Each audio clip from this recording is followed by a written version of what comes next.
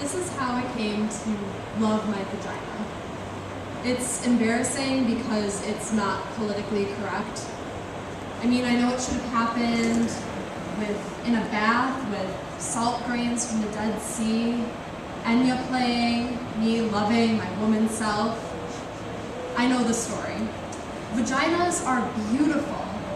Our self-hatred is only the internalized repression and hatred of the patriarchal culture.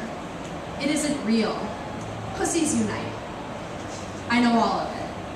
Like, if we'd grown up in a culture where we were taught fat thighs were beautiful, we'd all be pounding down milkshakes and Krispy Kremes, lying on our backs, spending our days thigh expanding. But we didn't grow up in that culture. I hated my thighs, and I hated my vagina even more. I thought it was incredibly ugly. I was one of those women who had looked at it, and from that moment on, I wished I had it. It made me sick, and I pitied anyone who had to go down there. In order to survive, I began to pretend there was something else between my legs. I imagined furniture, cozy futons with light cotton comforters, little velvet settees, leopard rugs, or pretty things, silk handkerchiefs, quilted pot holders, or place settings. I got so accustomed to this that I lost all memory of having a vagina. Whenever a man was inside me, I pictured him inside a mink-line muffler or a Chinese bowl. Then I met Bob. Bob was the most ordinary man I ever met. He was thin and tall and nondescript and wore khaki tan clothes. Bob did not like spicy foods or listen to Prince. He had no interest in sexy lingerie. He did not share his inner feelings. In the summer, he spent time in the shade. He did not have any problems or issues and was not even an alcoholic. He wasn't very funny or articulate or mysterious. He wasn't mean or unavailable. He wasn't self-involved or charismatic. He didn't drive fast. I didn't particularly like Bob. I would have missed him altogether if he hadn't picked up my change off the deli floor.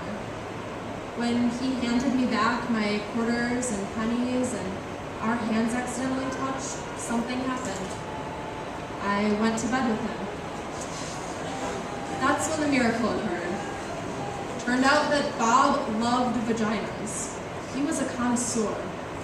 He loved the way they felt, the way they tasted, the way they smelled, but most importantly, he loved the way they looked. He had to look at them. The first time we had sex, he told me he had to see me. I'm right here, I said. No, you, he said, I have to see you. Turn on the light, I said, thinking he was a weirdo and freaking out in the dark. He turned on the light. Okay, I'm ready. Ready to see you, he said. Here, I waved, I'm right here. Then he began to undress me. What are you doing, Bob? I said. I need to see you, he replied. No need, I said, just do it. No, he said, I need to see you, I need to look. But you've seen a red leather couch before, I said. Bob continued. He would not stop. I wanted to throw up and die. This is awfully intimate, I said. Can't you just do it? No, he said. It's who you are. I need to look. I held my breath. He looked and looked. He got breathy and his face changed. He didn't look ordinary anymore. He looked like a hungry beast. You're beautiful, he said. And elegant and deep and innocent and wild. You saw that there? I said. I saw that, he said, and more. Much, much more. He stayed looking for almost an hour, as if he were observing the moon, studying a map, staring into my eyes, but it was my vagina. In the light, I saw him looking, and he looked so genuinely excited, so peaceful and euphoric. I began to get wet and turned on. I began to see myself the way he saw me. I began to feel beautiful and delicious, like a great painting or a waterfall. Bob wasn't afraid. He wasn't grossed out.